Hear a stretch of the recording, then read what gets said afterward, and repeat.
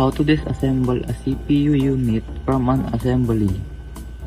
Open and plug. Be certain the PC or device is completely off, and if it has a power cord attached, that the other end of the cable is removed from the other wall or surge protector.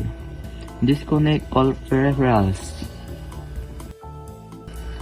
Use an anti-static wrist strap or touch a metal object to discharge any static electricity before you start working inside the device. Open the case. Lift up the side panel of the case using a screwdriver to take out the screws.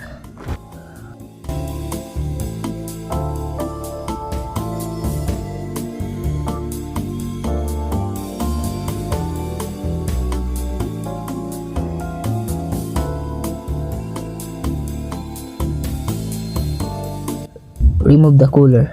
Disconnect the CPU cooler fan from the motherboard.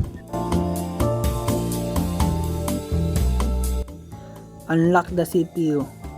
A retention bracket or lever holds the CPU in place. Remove the CPU. Finally, carefully lift the CPU out from the socket. Prepare your workspace. Ensure your workspace is clean and static-free. Ground yourself to avoid static damage to the components. Open the CPU socket on the motherboard. Locate the CPU socket on the motherboard.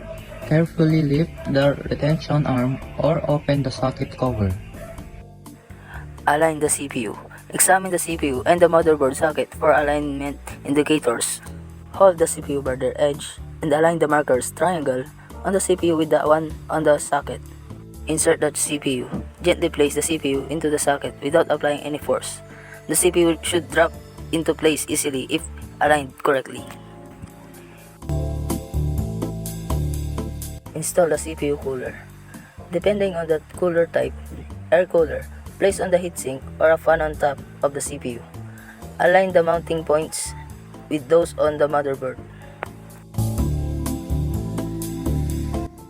Connect the cooler fan to the motherboard. Look for a header labeled CPU fan on the motherboard.